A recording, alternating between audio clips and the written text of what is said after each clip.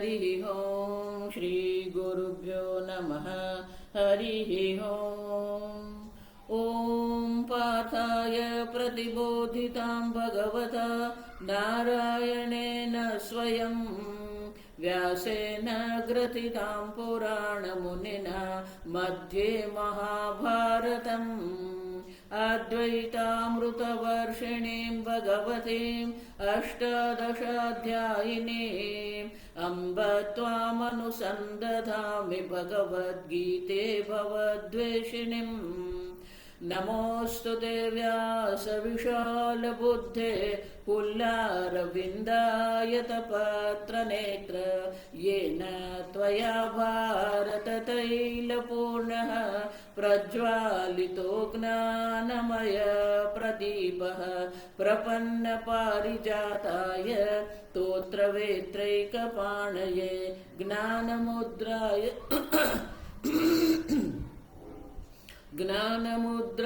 कृष्णाय सर्वोपनिषदो गावः दुग्धा गोपालनन्दनः पार्थो वत्स सुधीर्भोक्ता दुग्धं गीतामृतं महत वसुदेवसुतं देवं कंसचाणूरमर्दनं देवकी परमानन्दं कृष्णं वन्दे जगद्गुरुं भीष्मद्रोण तथा जयद्रथजला गान्धारनीलोत्पला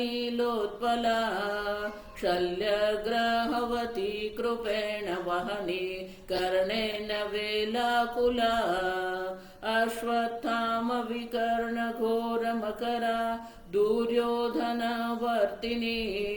सोत्तीर्णा खलु पाण्डवैरणनदी कैवर्तकः केशवः पाराशर्यवचः सरोजममलं गीतार्थगन्धोत्कटं नानाख्यानककेसरं हरिकथा सम्बोधनाबोधितम् लोके सज्जन षट्पदैरहरः पेपीयमानं मुदा भूयाद्भारत पंकजं कलिमल प्रध्वंसिन श्रेयसे मूकं करोति वाचालं पंगुं लङ्घयते गिरिं यत्कृपातमहं वन्दे परमानन्दमाधवम् यं ब्रह्मा वरुणेन्द्ररुद्रमरुतः स्तुन्वन्ति दिव्यैस्तवैः वेदैः साङ्गपदः क्रमोपनिषदैः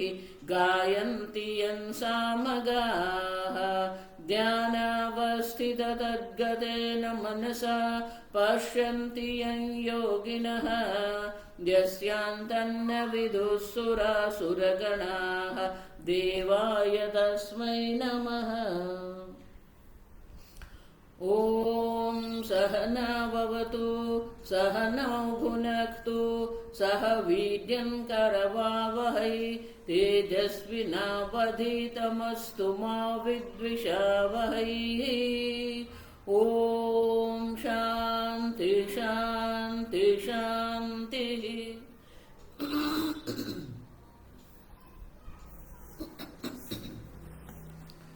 श्री भगवान उवाच अशोच्यानन्वशोचस्त्वं प्रज्ञावादांश्च भाससे।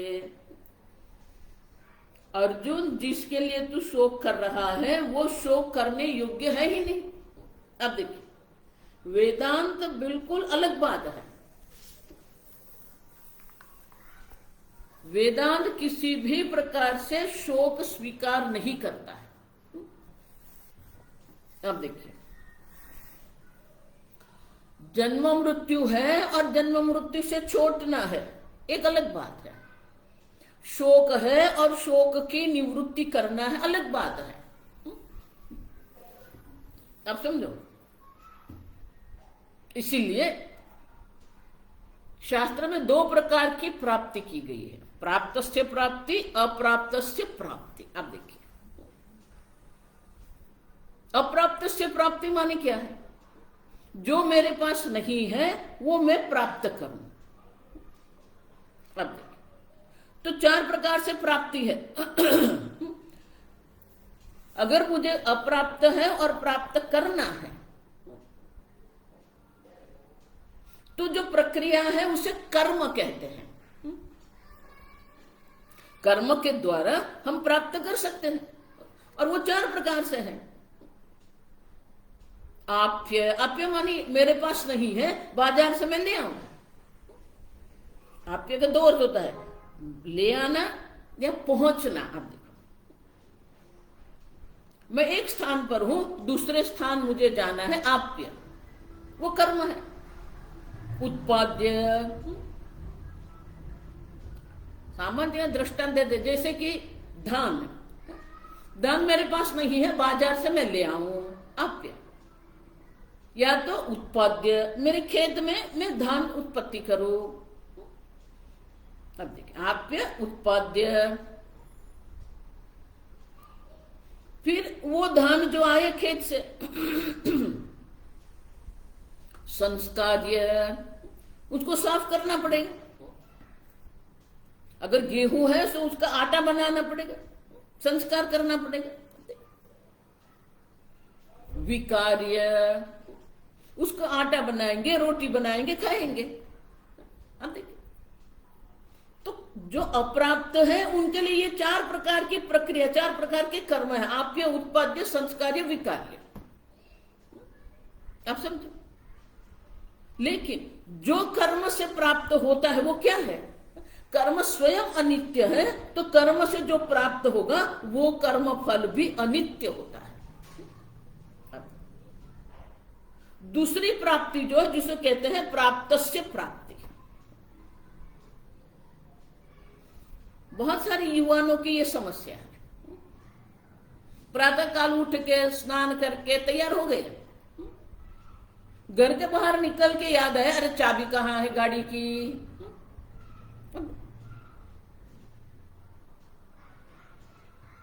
हड़बड़ी में तैयार हो जाता है। अब जहां पर चाबी रखते हैं वहां देखा वहां चाबी नहीं है, वो चाबी वहां है ही नहीं। अब ढूंढने निकले। स्वामी जैसे कहते हैं, जिस प्रातः काल जिस युवान की चाबी नहीं मिल रही है, उनकी 2 प्रकार से होता है। उनके जो रिएक्शन है, उनके जो प्रतिक्रिया है, उससे हम जान सकते हैं कि विवाहित है कि नहीं। वो अपने आप से ही बात करने लगा, अरे मैंने कहाँ रखा, कल मैंने रात को आके फिर कहाँ रखा था। अविवाहित। गाड़ी के पास गया और गाड़ी चाबी नहीं है, घर में आके अपने आप से बात करता है। अविवाहित। घर में प्रवेश करते ही, अरे मेरी चाबी कहाँ है। विवाहित। अब देखिए, अब जैसे आवाज दे दी, सब ढूंढने लगे। 2 पति पत्नी हैं, ढूंढने लगे, अरे कहाँ रखा था आपने कल रात को आके। अरे जहां रखते हैं वहीं तो रखते हैं। फिर छोटा बालक है घर में, 1-2 वर्ष का, ये हड़बड़ी में आवाज में वो जाग जाता है और शयन कक्ष के बाहर दरवाजे पर खड़े रहकर वो देख रहा है, मम्मी पापा माता पिता क्या कर रहे हैं। अब देखिए, तो वो वहां देखेंगे, यहां देखेंगे, फिर उसको देखेंगे, तूने लिया था क्या, तू खेलता था नहीं, वो खड़ा रहा। फिर ऊपर देखेंगे, नीचे देखेंगे, टेबल के नीचे देखेंगे, सोफा के नीचे देखेंगे। अब देखिए, अब ये सब करते समय क्या हो गया, ये जो महाजन थे उनके पॉकेट में ही वो चाबी रख दिया था। इसको कहते हैं मैकेनिकल। हमारी लाइफ बहुत यांत्रिक है। प्रातः काल तैयार होते हुए यांत्रिक रूप से भी वो चाबी वो पॉकेट में डाल दिया। अब जब वो ऐसे नीचे देखता था तो वो कीचेन बाहर आ गई। अब समझो, अब वो लड़का वहां खड़ा है, बच्चा, वो बालक वहां है, वो देख रहा है। उसने देखा वो किचन बाहर आ गई। उनका सबसे अच्छा, सबसे प्रिय जो खिलौना है वो ये पापा की गाड़ी की चाबी है। अब वो किचन बाहर आ गई, वो देख रहा है। जैसे ही पापा खड़े रहे ना, पापा ये रही, अब देखिए क्या होगा, वो सीधा हाथ डालेगा, देखेगा हाँ मिल गई, अब देखिए मिल गई, प्राप्तस्य प्राप्ति ही।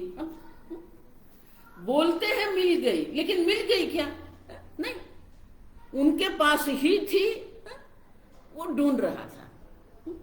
लहर ढूंढे लहर को, कपड़ा ढूंढे सूत, जीव ढूंढे ब्रह्म को, तीनों ऊत के ऊत। अब समझो, वेदांत प्राप्तस्य प्राप्ति, अप्राप्तस्य प्राप्ति नहीं है।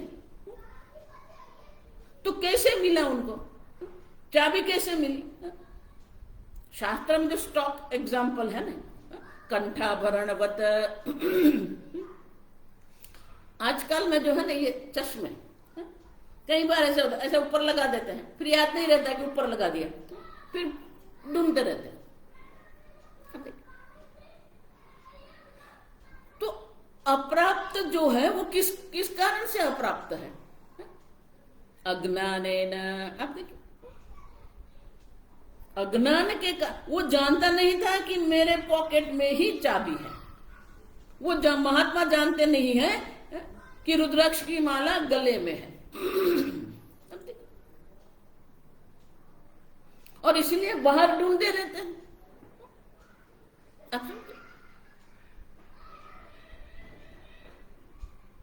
कोई प्राप्ति नहीं करनी है, अब है ही, कुछ बनना भी नहीं है, कुछ बिगड़ना भी नहीं है। भगवान जब कह रहे हैं अशोचानन्व शोचस्त्वम, माने क्या है? आप शोकग्रस्त है ही नहीं। आप देखिए, शोक की निवृत्ति नहीं करनी है।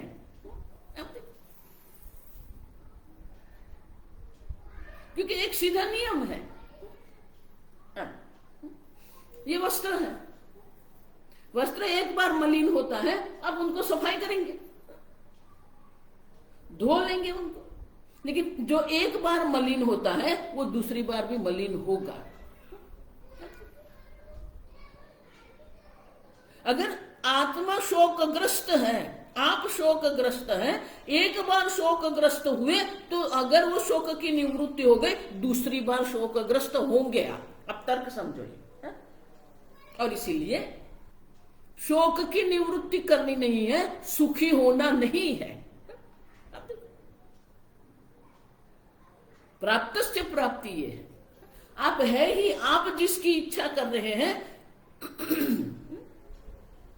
अजर अमरता की इच्छा हम कर रहे हैं, ज्ञान की हम इच्छा कर रहे हैं, सुख की हम इच्छा कर रहे हैं, अनंत की हम इच्छा कर रहे हैं, वो सब आप है ही। आप देखिए, लेकिन जानते नहीं है। 5वें अध्याय में भगवान कहेंगे अज्ञानेनावृतम ज्ञानम तेन मुह्यन्ति जन्तवः। अज्ञान के कारण हम सोच रहे हैं मैं अज्ञानी हूं, मैं दुखी हूं, मैं देह हूं, मैं मन हूं, मैं इंद्रिय हूं, मैं बुद्धि हूं, मैं माता हूं, मैं पिता हूं। अब देखिए, मैं मनुष्य हूं, मैं युवान हूं, मैं स्त्री हूं, मैं पुरुष हूं। अब देखिए, ये मोह है। अनेक प्रकार के अध्यारोप हमने करके रखे हैं, और इसीलिए हमने ऐसे हमारे बारे में एक निश्चय करके रख दिया, मैं मर्त्य हूं, मैं दुखी हूं, मैं अज्ञानी हूं, मैं अल्प हूं, मैं जीव हूं, मैं भोक्ता हूं, मैं कर्ता हूं।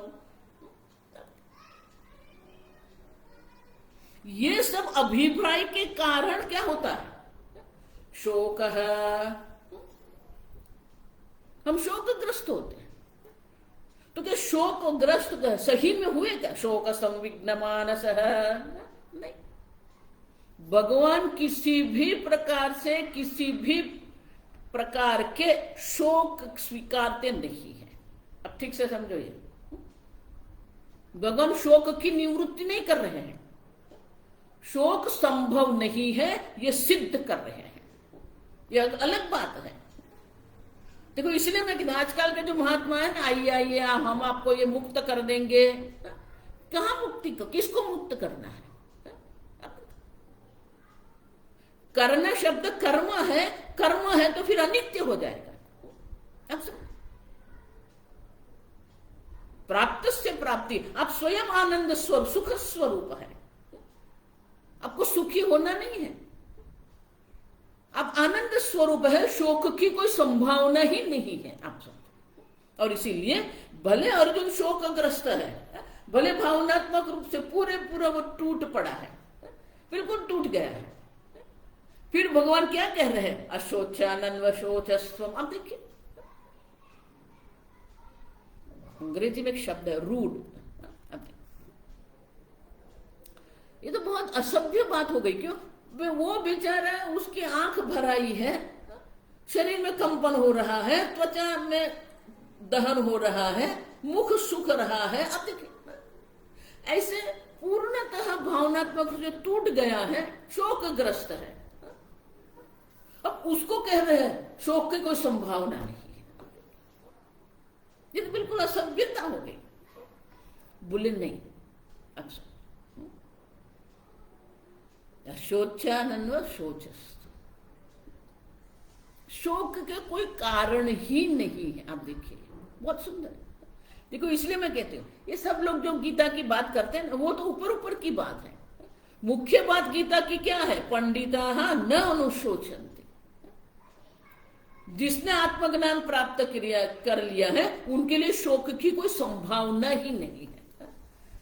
ईशावास्य उपनिषद में भी क्या कहते हैं, ये तत्र एकत्वं पश्यतः तत्र का मोह का शोक है। एक अद्वितीय आत्मा तत्व का जिसने ज्ञान प्राप्त कर लिया है उनके लिए मोह क्या है, शोक क्या है। जो एक अद्वितीय आत्मा तत्व को नहीं जानता है उनके लिए सब प्रकार के मोह और शोक है। और इसलिए भगवान कहते हैं पंडिता, ये ज्ञान और अज्ञान की बात है, प्राप्ति अप्राप्ति की बात नहीं है। आपका स्वरूप आप नहीं जानते हैं और इसलिए आप दुखी हो रहे हैं। और इसीलिए भगवान स्वयं कह रहे हैं कि अर्जुन, जिसने आत्मज्ञान प्राप्त कर लिया, पंडा आत्म विषय बुद्धि अस्य सह पंडित है। आप देखो पंडित के लिए कोई शोक की बात नहीं है, माने कि जो अपंडित है। वह शंकराचार्य जी बहुत स्पष्ट करते हैं। भगवान ने तो इतना ही बोल दिया, पंडिता न अनुशोचन्ति, प्रज्ञावाद। तो पांडित्य की भाषा बोल रहा है, पंडित की भाषा बोल रहा है, लेकिन तू शोक कर रहा है, ये तेरे अंदर विरोधाभास है, क्योंकि पंडित कभी शोक नहीं करते हैं। तो भगवान कहते हैं कि अर्जुन ये तेरे अंदर ही विरोधाभास है। तेरी वाणी तो पांडित्य है, तेरी वाणी में पांडित्य प्रकट होता है, लेकिन सही में तो जो पंडित है वो कभी शोक नहीं करते। तो शंकराचार्य जी उनका अर्थ क्या है वो दर्शाते हैं। पंडिता न अनुशोचन्ति, अर्जुन तू शोकग्रस्त है, उनका अर्थ क्या हो, मूर्खः त्वम् असि। अब मूर्ख है, अज्ञानी है। अब देखिए मूर्ख मानिए मोहित होके बैठे हैं, मोह के कारण ये शोक है। मोह माने क्या है, मोह वैचित्य। आप समझो ठीक से, जो जैसा है वैसा हम जानते नहीं हैं और जैसा नहीं है वैसा हमने जान लिया है, ये मोह है।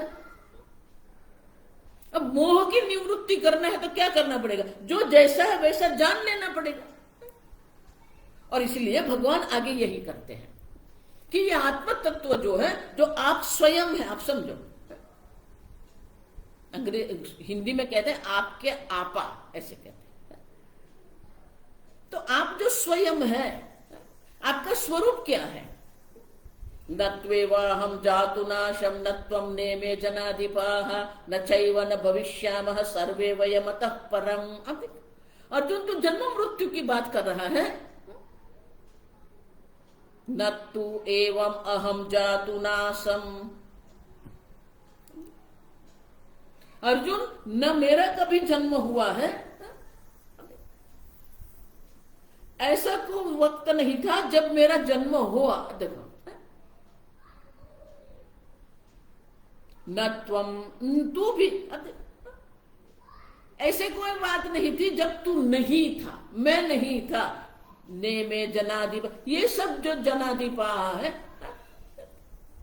ये सब राजा है, महारथी जो है आपके सामने, ऐसा कोई समय नहीं था जब आप नहीं थे। न चैव न भविष्यामः। अब देखो,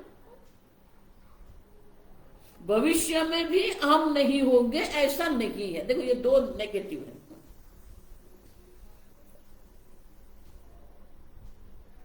ऐसा नहीं है कि पहले मैं नहीं था, पहले तू नहीं था, पहले ये राजा नहीं थे, योद्धा नहीं थे, और बाद में भी भविष्यामः, और भविष्य में भी हम सब रहेंगे। सर्व अतः, अतः माने कि इसके कारण से हम सब क्या है, परः। अब देखिए, परम है, नित्य है। कभी हमारा नाश हुआ नहीं, पहले भी हम थे, अभी भी हम हैं, भविष्य में भी हम रहेंगे। हम नित्य है, आत्मा नित्य है। आप समझे?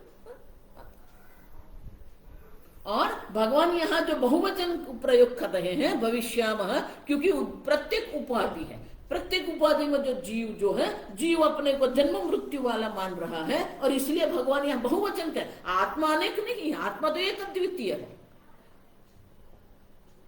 अब समझो, पहले नहीं था ऐसा नहीं है, माने कि पहले भी हम थे। दो नेगेटिव है, दो नकारात्मक है। उतना ही नहीं,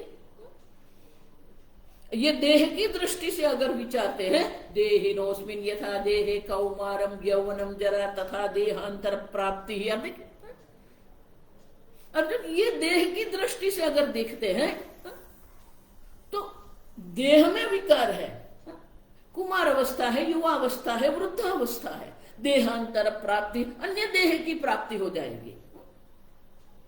धीरस्तत्र न मुह्यति। अर्जुन, जो धीर है, जो विवेकी है, जो आत्मा अनात्मा का विवेक करने वाला है, वो कभी मोहित नहीं होता।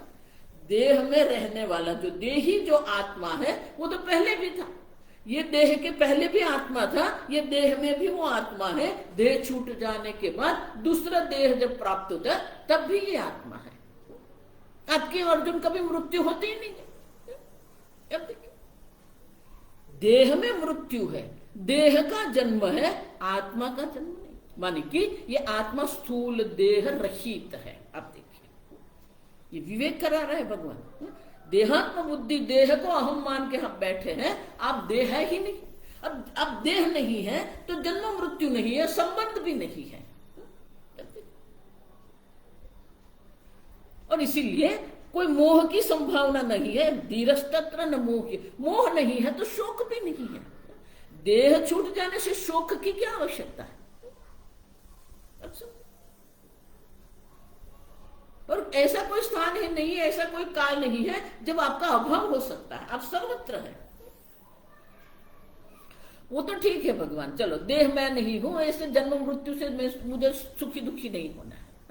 लेकिन जीवन में जो हम अनुभव कर रहे हैं, इंद्रिय से जो हमें अनुभव हो रहा है, वहां तो सुख दुख है ना। अनेक प्रकार के अनुकूलता प्रतिकूलता का अनुभव हम कर रहे हैं भगवान। कोई हमारा अपमान करेगा, कोई हमारी प्रशंसा करेगा।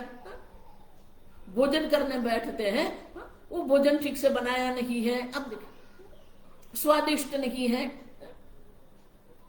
तो ये प्रत्येक दिन का जो हमारा अनुभव है, जिसमें हम सुखी दुखी होते रहते हैं, उनका क्या भगवान? भले आत्मा नित्य है, लेकिन ये प्रत्येक दिन का हमारा व्यवहारिक जगत में जो हम अनुभव कर रहे हैं, वो अनुभव का क्या? तो भगवान आगे कहते हैं, मात्रा स्पर्शास्तु कौन्तेय शीतोष्ण सुख दुखदा आगमाः अपायिनः तान्ति तिक्षस्व भारत। अब देखिए अर्जुन, ये तो प्रत्येक दिन की बात है। मात्रा स्पर्शाः तु मीयते इति मात्रा, बहुत सुंदर शब्द है ये तो। जिसका हम ज्ञान प्राप्त कर, ये संस्कृत जो है ना, अब संस्कृत भाषा की दृष्टि बहुत अलग है। मीयते अनेन इति मात्राः इंद्रियाः।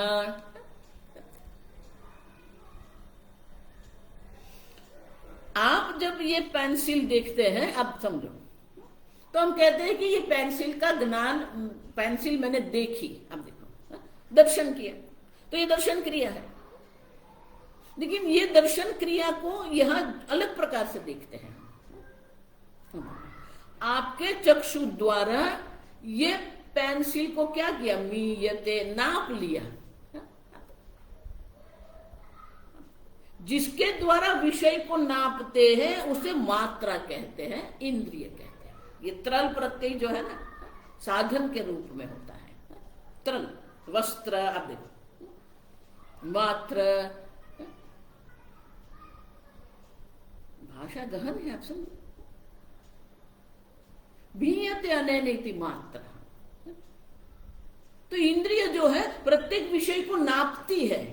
आप देखिए, पुष्प है तो पुष्पाकार वृत्ति होती है, पेंसिल है तो पेंसिलाकार वृत्ति मन में होती है, और इसलिए उसको कहते हैं मात्रा, इंद्रिय। और इंद्रिय और इंद्रिय विषय का स्पर्श होता है, और इसीलिए विषय को स्पर्शाहा कहते हैं। मात्रा स्पर्शाहा मानी इंद्रिय के जो विषय जो है, हे कौन थे, शीतोष्ण सुख दुखदाह, वो अनेक प्रकार के अनुभव हमें करवाते हैं। शीत उष्ण, त्वचा की दृष्टि से शीत उष्ण है, आप देखिए, देह की दृष्टि से शीत उष्ण है, मन की दृष्टि से सुख दुख है, बुद्धि की दृष्टि से मान अपमान है, जगत की दृष्टि से लाभ अलाभ है, और अन्य व्यक्ति की दृष्टि से जय पराजय है। बस ये 5 द्वंद्व ही हमारे जीवन में है, आप समझो। लेकिन ये द्वंद्व जो हमारे जीवन में आते हैं वो क्या है, आगमाः अपायिना, वो आने जाने वाले हैं। तान तितिक्षस्व भारत, अर्जुन आपको तो उसको क्या करना है, तितिक्षा, उसको सहन कर लो। जो आने जाने वाले हैं उनके लिए दुखी सुखी होने की क्या जरूरत है। दुख है लेकिन वो चले जाएगा, वो हमेशा आपके साथ रहने वाला नहीं है, तो फिर दुखी होने की आवश्यकता ही कहां पर है। आगमाः पायिनाः तान् तितिक्षस्व भारत, अर्जुन उसको सहन कर लो। गर्मी का दिन है, वो गर्मी हमेशा नहीं रहेगी, शीत काल है वो हमेशा नहीं रहेगा, वर्षा काल है वो भी हमेशा नहीं रहेगा। अब आने जाने वाले, अनित्य है, अनित्य है। तो अनित्य के लिए आपके मन को बिगाड़ने की, आपको मन को व्यस्त करने की आवश्यकता है ही नहीं। लेकिन भगवान ने तितिक्षा क्यों करना है हमें, तितिक्षा का अर्थ क्या है, सहनम सर्व दुखानाम अप्रतिकार पूर्वकम, चिंता विलाप रहितम। शंकराचार्य जी विवेक चूड़ामणि में व्याख्या करते हैं, सर्वों प्रकार के जो सुख दुख है उनको हमें सहन कर लेना। अति सुख भी आवश्यक नहीं है, अति दुख भी आवश्यक। आगमा पायिना, आने जाने, तो वो अनित्य है और उसको सहन कर लेते हैं। लेकिन सहन क्यों करना है हमें, यम ही न व्यथयन्ति एते एते, ये द्वंद्व जिसको व्यथित नहीं करता, पुरुषम पुरुषर्षभः, वो पुरुष में श्रेष्ठ पुरुष है, उतना ही नहीं, सम दुख सुखम धीरम सोमृतत्वाय कल्पते। इस प्रकार से जो ये प्रत्येक दिन व्यवहारिक जगत में जो सुख दुख का अनुभव हमें होते रहते हैं, जो उनमें हमारे मन को व्यस्त नहीं रखता है, वही अमृतत्व माने कि ये ब्रह्मज्ञान आत्मविद्या के लिए वही अधिकारी बनता है, समर्थ बनता है। कल्पते माने समर्थ, माने कि ये छोटी छोटी बात पर हमारे मन को सुखी दुखी करने की आवश्यकता नहीं है हमें। आज बहुत गर्मी है, ठीक है, तो बोले आप क्यों ऐसा कहते हो। ये देखो बहुत महत्व का ये श्लोक है गीता का, नासतो विद्यते भावः। भगवान बहुत सुंदर बात कर रही है। असतः, जो विकारी है, जो परिवर्तनशील है, जो अनित्य है, सही में उनका कोई अस्तित्व है ही नहीं। आप देखिए, जिसको आप सहन कर रहे हैं वो है ही नहीं। आप देखिए, असतः भावः नहीं विद्य, भाव माने अस्तित्व, सतः आप जो है सत स्वरूप जो नित्य है, पहले भी आप थे, अभी भी आप हैं और भविष्य में भी आप रहेंगे। जो पहले श्लोक 12वें श्लोक में जो भगवान ने कहा, जो आत्मा जो नित्य है उसका कभी भी अभाव नहीं होता है। आपका कभी अभाव होता नहीं है, और ये जो आपके अनुभव के क्षेत्र में जो हो रहा है उनका कोई अस्तित्व है ही नहीं। आप देखिए, इसको आप शीत उष्ण कहते हैं। देखो एक प्रयोग में करके आपको बताती हूँ, ये शीत उष्ण जो है ना वो सापेक्ष है। ये सापेक्षवाद आइंस्टाइन का नहीं है, हम ही कहते, गीता में यही कह रहे भगवान, सब सापेक्ष है। किसको शीत और उष्ण कहेंगे? अब देखिए, आपकी ये अंगुली, 2 अंगुल है, देखो ये अनामिका, देखो नहीं उसको क्या कहते, तो ये जो है गर्म पानी में आपको आप डुबाए, 30 सेकंड रखिए, बिल्कुल फ्रिज में से निकाले, ठंडे पानी में आप उसको रखिए, एक दूसरे को, दोनों को रखिए 30 सेकंड के लिए। फिर बाकी जो सामान्य पानी जो है, वो सामान्य जल जो है वो पात्र में आप रखा है, गर्म जल है, उष्ण है, सामान्य तापमान वाला है, और फ्रिज से निकला ठंडा जल है। पहले उष्ण और ठंडे दोनों में डाल दीजिए आप ये, फिर दोनों को ये सामान्य तापमान वाला जो जल उसमें डालिए। अब ये अंगुली जो गर्म पानी से निकली हुई है, वहां आप करेंगे, उसको क्या अनुभव होगा? ये पानी ठंडा है। अब देखिए, जो शीत जल से निकली हुई अंगुली है उसमें आप डाल देंगे, उसको क्या अनुभव होगा? ये गर्म है। समझ? सापेक्ष है। और उतना ही नहीं, असत है, विकारी है, माने कि उनका कोई अस्तित्व ही नहीं है। और इसीलिए ना सतो विद्यते भावः ना भावो विद्यते सतः उभयोरपि दृष्टा। ये दृष्टि हमें प्राप्त करनी। तत्वदर्शी भी अनयोः, जो तत्वदर्शी है ये दोनों की उनकी दृष्टि स्पष्ट है। जो असत है वो असत ही है, वो सत है वो सत ही है। लेकिन ये असत शरीर को आप कायाकल्प करके अनंत अनंत बनाने की इच्छा कर रहे हैं, तो वो संभव नहीं है। और जो सत आत्मा जो है, जो नित्य है, उनकी मृत्यु संभव नहीं है। अब देखिए, दृष्टः अंतः, तत्वदर्शियों के द्वारा उसका अंत माने कि उनकी जो सत्यता है वो जानते हैं। तो जो देह है वो देह तो विकारी है, जो अविनाशी है वो अविनाशी ही है, जो विनाशी हो वो विनाशी है। जो विनाशी है उनके लिए भी शोक की आवश्यकता नहीं है, जो अविनाशी है उनके लिए भी शोक की आवश्यकता नहीं है। देह की दृष्टि से भी शोक आवश्यक नहीं है, आत्मा नित्य आत्मा की दृष्टि से भी शोक की कोई आवश्यकता है ही नहीं। अब उतना ही नहीं, अविनाशी तु तद्विद्य येन सर्वमिदं ततं विनाशम अव्ययस्य न कश्चित् कर्तुमर्हति। आप देखिए, आप अविनाशी आत्मा है, आप सर्वव्यापी आत्मा है। जो देश में नित्य है, जो काल में नित्य है, वो देश में व्यापक होता है। आप समझो, दोनों देश और काल साथ में चलते हैं। अगर आत्मा काल की दृष्टि से नित्य अविनाशी है, तो देश की दृष्टि से वो सर्वव्यापी है।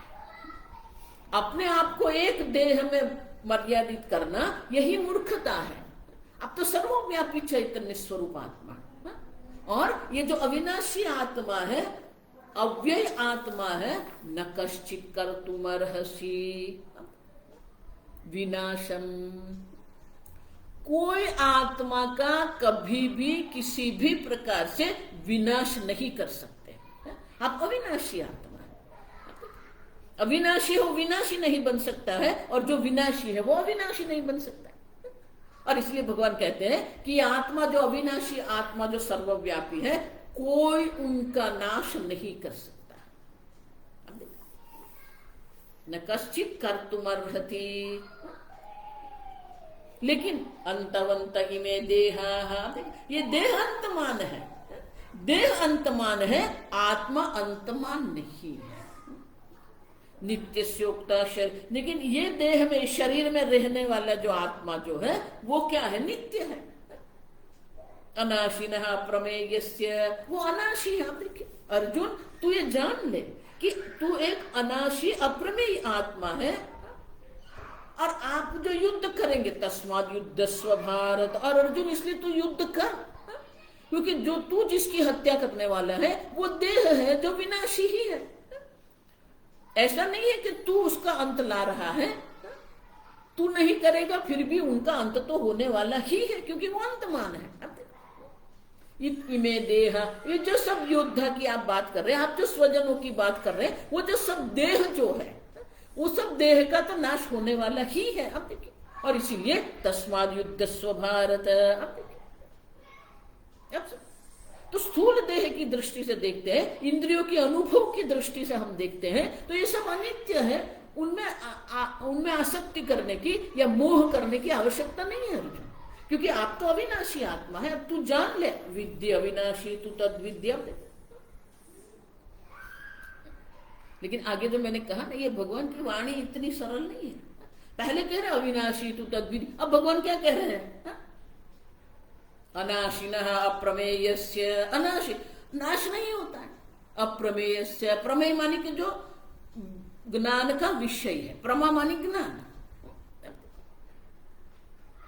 प्रमाता मानी ज्ञाता, प्रमेय मानी ज्ञान का विषय, और प्रमाण मानी इंद्रिय आदि जो है वो प्रमाण, जिसके द्वारा हम ज्ञान प्राप्त करते, ज्ञान का साधन, मीन्स ऑफ नॉलेज। अब लेकिन आत्मा क्या है? अप्रमेय। भगवान आगे बोल रहे हैं कि आत्मा जान लो अविनाशी तू तद्विद्धि, तू जान ले आत्मा को अविनाशी। अब कह रहे हैं कि आत्मा तो ज्ञान का विषय है ही, तो भगवान करेंगे क्या? तो शंकराचार्य जी वहां कहते हैं कि जिस प्रकार से अन्य विषयों का हम ज्ञान प्राप्त करते हैं, उसी प्रकार से आत्मा के ज्ञान प्राप्त करने की आवश्यकता नहीं है। अब समझो क्यों? नहीं आत्मा नाम कश्चिद अप्रसिद्धम वस्तु अस्ति, आत्मा नाम की कोई अप्रसिद्ध वस्तु है ही नहीं। अब किसी को भी कभी भी मैं नहीं हूं ऐसा अनुभव नहीं होता है।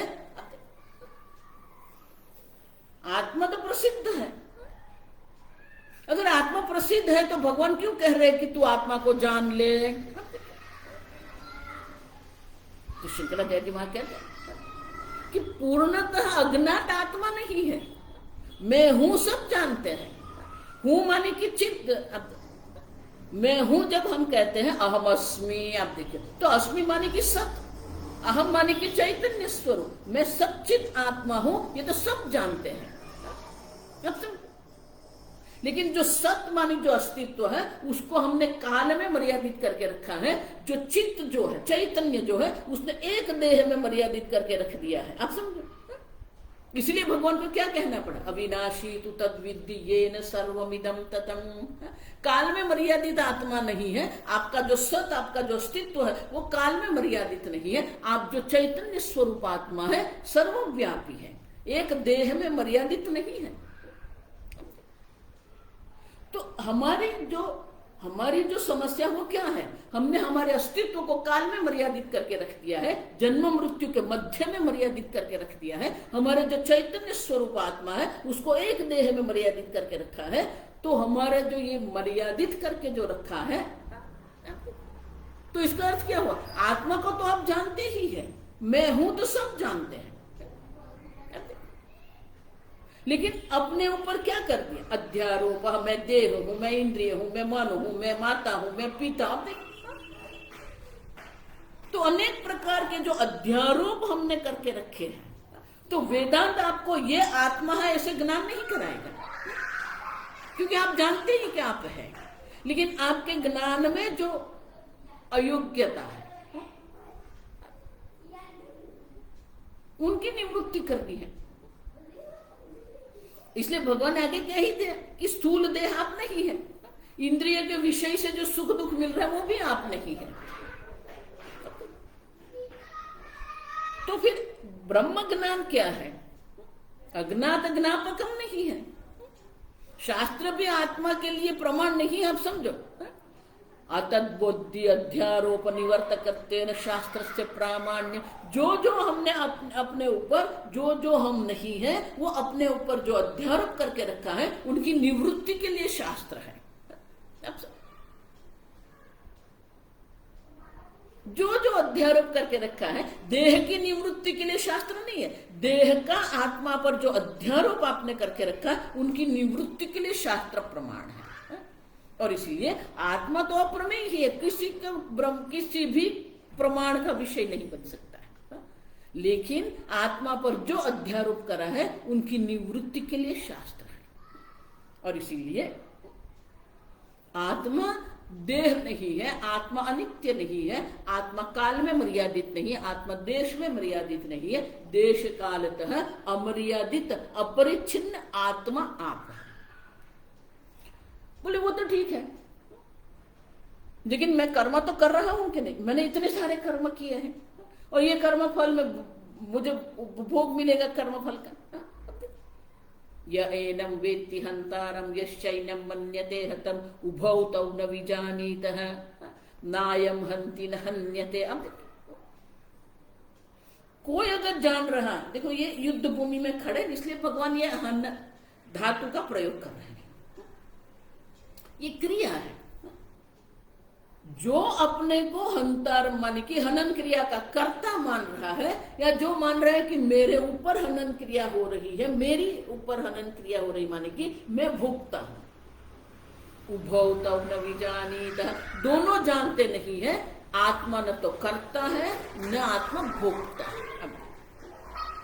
जो पूर्व मीमांसा जो कर्मकांडी लोग जो है वो कहते हैं कि आत्मा देह नहीं है, वो भी देह अतिरिक्त आत्मा को मानते हैं, लेकिन वो कहते हैं कि आत्मा कर्ता भोगता है। और इसलिए भगवान कह रहे हैं आत्मा कर्ता भी नहीं है, आत्मा भोगता भी नहीं है। आप देखिए, कर्म है तो कर्म फल है, कर्म फल है तो कर्म फल के उपभोग के लिए नया शरीर देह धारण करना पड़ेगा हमें। पुनरपि जननम पुनरपि मरणम, लेकिन न कर्तृत्व, कर्ता नहीं हो तो कर्म भी नहीं है। अकर्ता आत्मा है तो अकर्ता आत्मा के लिए क्यों कौन सा कर्म होगा? कोई कर्म नहीं है।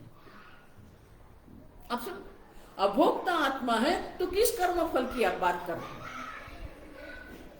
समझ रहे?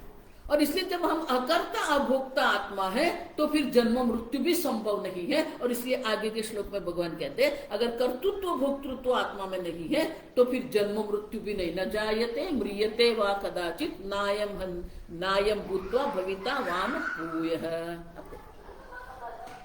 आत्मा का कभी भी, आपका कभी भी जन्म हुआ ही नहीं है, आपकी कभी भी मृत्यु हुई ही नहीं है। आप समझो, ये ऐसा नहीं कि ज्ञान के बाद मैं अजन्म हो जाऊंगा, नहीं। जब आप अपने आप को जन्म वाला मान रहे हैं तब भी आपका जन्म नहीं हुआ है, कदाचित माने कभी भी नहीं।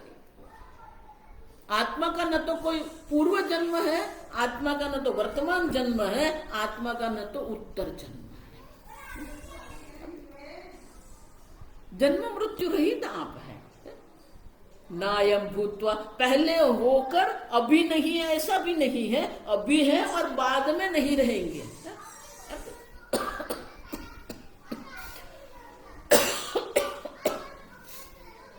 नायम भूत्वा भविता वा न भूयः। अब देखिए, पहले था और अभी नहीं हूं ऐसा भी नहीं है, और अभी है और बाद में नहीं रहूंगा ऐसा भी नहीं है, माने कि तीनों काल में एक समान। इसको कहते हैं सत, त्रिकाले भी तिष्ठति। तीनों काल में जो एक समान रहता है उसे सत्य, आप सत आत्मा है। और इसीलिए अजो नित्य शाश्वतोयम पुराण है, अब जन्म रहित है, आप नित्य है, शाश्वत, किसी भी कोई विकार के आप विषय नहीं बनते। पुराण है पुरापि नव, पहले भी आप थे, अभी भी आप हैं, बाद में भी आप रहेंगे। तो भगवान हम तो वृद्ध हो जाएंगे, नहीं। पूरा अपि नव, नित्य नूतन आत्मा आप है।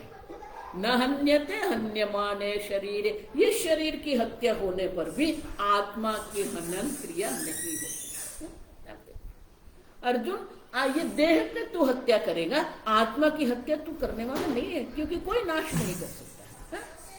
और इसलिए वेद, वेद मानी जान ले, वेदा विनाशिनम नित्यम या एनम अजम अव्ययम। अर्जुन तो आत्मा को अविनाशी, नित्य, अज जान ले। अब उनका नाश नहीं हो सकता है, वो नित्य है, अज है और अव्यय, कोई विकार प्राप्त नहीं करता है। और जो जिसने ये जान लिया है, आप समझो, कथम स पुरुष पार्थ कम घातयति हंतिकम,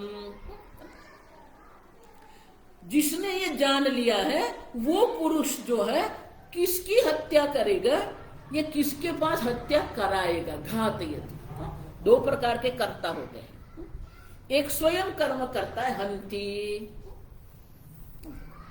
दूसरा दूसरे के पास हम कर्म करवाते हैं। देखो ये शाला में, विद्यालय में ये सब हम करते ही थे, बहुत ऐसे होते हैं। कई जो विद्यार्थी होते हैं ना, वो चुपचाप बैठे रहते, लेकिन किसी के पास वो करवाते रहते हैं, जा तू जाके कह के आ। हम सब देख के आए, करता भी है। अब तो भगवान कह रहे हैं कि आत्मा स्वयं भी कर्म नहीं करता है, अन्य के पास भी वो हनन क्रिया नहीं करवाता है। प्रेरक उसको कहते हैं, नीच प्रत्यय है।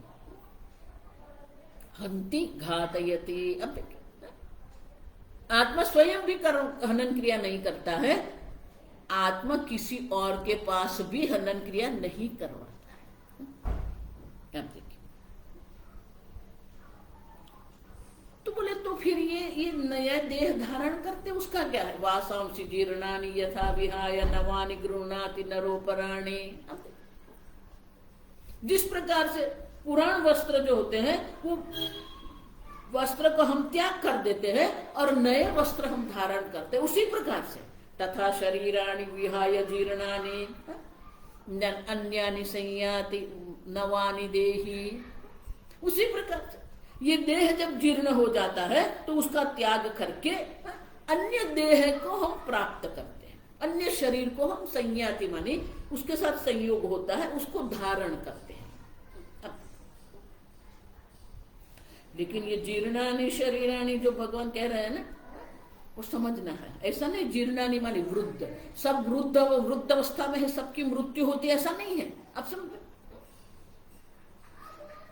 जीर्णानि मानी कि वो रहने योग्य नहीं रहता है। देखो, इसलिए बहुत सारे लोग बाल्यावस्था में मृत्यु हो जाती है, गर्भावस्था में भी मृत्यु होती है, बाल्यावस्था में भी मृत्यु होती है, युवावस्था में भी। आजकल यही हो रहा है। कोरोना के बाद आप देख रहे हैं 40 से 55 वर्ष के युवान जो हैं, सबकी मृत्यु हार्ट अटैक से हो रहा है। देखो, खेलते खेलते वो गिर गया, बात करते करते वो गिर गया, नृत्य करते करते वो गिर गया और मृत्यु हो गई। तो जीर्णानि का अर्थ नहीं है कि जब शरीर वृद्ध होता है, जीर्णानि माने कि वो रहने लायक जब नहीं रहता है। आप समझो, ठीक से एक नियम है, ये जगत में एक नियम है। आप ठीक से समझोगे कि यास्क मुनि ने कहा है कि ये जगत की किसी भी वस्तु जो होती है उनकी 6 अवस्था होती है। कोई किसी भी प्राणी आप देखेंगे, किसी भी जीवंत वस्तु को आप देखेंगे, उनकी ये 6 अवस्था होती है। ये शरीर की भी है। जायते, जन्म होता है शरीर का, अस्ति माने ये टिक जाता है, वर्धते, उनकी वृद्धि होती है, विपरिणमते, वो परिपक्व होता है, प्रजोत्पत्ति के लिए वो परिपक्व होता है, एडल्टहुड कहते हैं। अपक्षीयते, फिर क्षीय होता है, क्षय होता है उसका। विनश्यति, उनका नाश होता है। अब देखिए, तो ये 6 जो विकार जो है, षड विकार कहते हैं। तो ये इनका क्रम है, जायते, अस्ति, वर्धते, विपरिणमते, अपक्षीयते, विनश्यते। लेकिन एक नियम जो है वो ऐसा है, भौतिक शास्त्र में भी ये लोग यही नियम का अनुसरण करते हैं। आप समझो,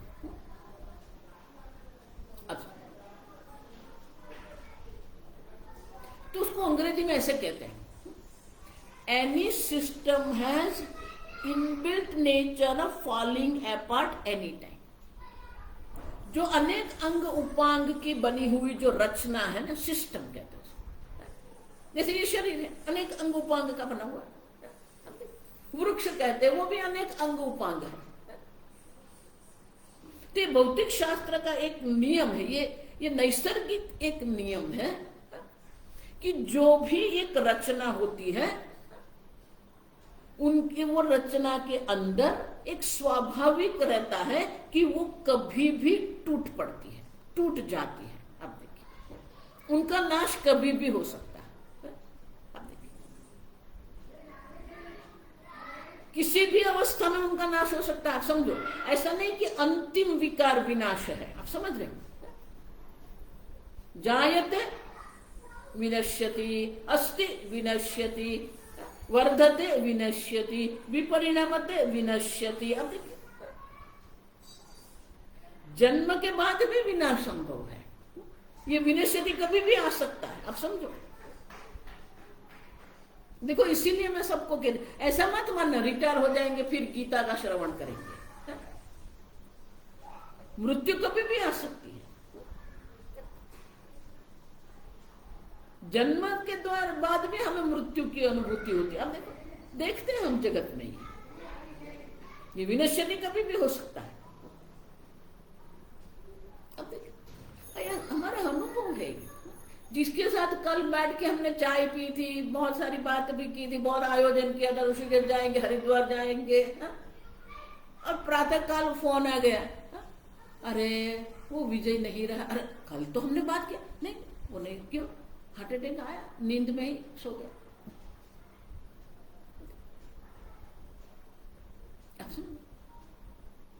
और इसलिए ये जीर्णानि शब्द का अर्थ वृद्धावस्था नहीं है।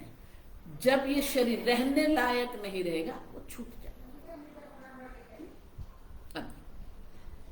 और इसलिए भगवान कहते हैं कि जिस प्रकार से हम नए वस्त्र धारण करते हैं और पुराने वस्त्र जो होते हैं उनको छोड़ देते हैं, उसी प्रकार से ये शरीर को छोड़ के आत्मा नया शरीर धारण करता है। और उतना ही नहीं, आगे जो भगवान ने कहा, अविनाशस्य वयस्य न कश्चित् कर्तुमर्हति विनाशम, ये अविनाशी आत्मा का नाश करने कोई नहीं कर सकता है। तो ये 2 श्लोक में भगवान कहते हैं, नैनम छिन्दन्ति शस्त्राणि नैनम दहति पावकः। ये जगत में 4 प्रकार से विनाश हो सकता है, 4 महाभूत है। अब वायु, अग्नि, जल, पृथ्वी। नाश के ये 4 ही साधन है। आप समझो, पृथ्वी मानी शस्त्र, किसी भी शस्त्र के द्वारा आत्मा का छेदन नहीं हो सकता है। नैनम दहति पावकः, अग्नि उसको जला सकता नहीं है। न क्लेदयन्ति आपः, जल उसे भिगो सकता नहीं, उसको विघटन कहते हैं। किसी वस्तु को आप जल में रखते हैं ना, तो जल उसका विघटन कर देता है। न शोषयति मारुतः, वायु उसको सुखा सकता नहीं है। अच्छेद्योयम अदाख्योयम अशोष्य, अक्लेद्यो अशोष्य च। पृथ्वी उनका छेदन नहीं कर सकती है, अग्नि उसको जला सकती नहीं है, वायु उसको सुखा सकते नहीं, जल उसका विघटन नहीं कर सकता है। नित्य सर्वगत स्थाणु अचलोयम सनातन, ये आत्मा सनातन है, नित्य है, सर्वगत है, सर्वव्यापी है। स्थाणु, किसी प्रकार से कोई परिवर्तन नहीं है। अचल है, कोई चलन नहीं है, स्थिर है, अचल है और सनातन है। और इसलिए अर्जुन, अब ये आत्मा जो है, जो अविनाशी है, उनके लिए शोक की कोई संभावना ही नहीं है। अव्यक्तो यम अचिंत्यो यम अविकार, भगवान उपसंहार कर रहे हैं। 11वें श्लोक से 24वें श्लोक में जो भगवान ने अर्जुन को उपदेश किया, आत्मा का उपदेश जो किया है, उनका यह उपसंहार करते हुए भगवान कहते हैं अव्यक्तोयम अचिंत्योयम। अर्जुन अव्यक्त है, किसी भी इंद्रिय का विषय वो नहीं बन सकता है। अचिंत्योयम, किसी भी प्रकार से मन का विषय नहीं बन सकता है। अविकार्योयम, किसी भी प्रकार से कोई विकार आत्मा में संभव नहीं है। तस्मादेनम विदित्वा, इस प्रकार से आत्मा को जान के नानुशोचितुम अर्हसि, अर्जुन शोक करने योग्य है ही नहीं। तेरे लिए अर्हसि माने तेरे लिए शोक करना योग्य नहीं है अर्जुन, क्योंकि आत्मा तो अविनाशी है, अव्यक्त है, अचिंत्य, अविकारी है। तो शोक कहां है? किसके लिए तू शोक कर रहा है? तो 11 से 25वें श्लोक तक भगवान ने दर्शाया कि आत्मा अविनाशी है, किसी भी अस्त्र शस्त्र से उनका नाश नहीं होता है। जल, वायु और अग्नि भी आत्मा का नाश नहीं कर सकता है। और इसीलिए अर्जुन, आत्मा कभी भी शोक का विषय नहीं है। आत्मा की दृष्टि से शोक की कोई संभावना नहीं है। फिर भगवान अभी 26वें श्लोक से हम समझो, 3 श्लोक में एक उसे एक स्वीकार्य, तत्काल हम ये स्वीकारते हैं, अगर ये ऐसे स्वीकारेंगे तो भी शोक नहीं संभव। तो कल हम देखेंगे आगे 26वें श्लोक से। ओम स्वस्ति प्रजाभ्यः परिपालयन्तां न्यायेन मार्गेण महिषाः गोब्राह्मणेभ्यः शुभमस्तु नित्यं लोकाः समस्ताः सुखिनो भवन्तु काले वर्षतु पर्जन्यः पृथिवी सस्यशालिनी देशोऽयं क्षोभरहितः ब्राह्मणाः सन्तु निर्भयाः। ओम सर्वेषां स्वस्तिर्भवतु सर्वेषां शान्तिर्भवतु सर्वेषां पूर्णं भवतु सर्वेषां मङ्गलं भवतु सर्वे भवन्तु सुखिनः सर्वे सन्तु निरामयाः सर्वे भद्राणि पश्यन्तु मा कश्चित् दुःखभाग् भवेत् असतो मा सद्गमय तमसो मा ज्योतिर्गमय मृत्योर्मा अमृतंगमय। ओम पूर्णमदः पूर्णमिदं पूर्णात् पूर्णमुदच्यते पूर्णस्य पूर्णमादाय पूर्णमेवावशिष्यते। ओम शांति शांति शांति। हरि ओम। श्री गुरुभ्यो नमः। हरि ओम।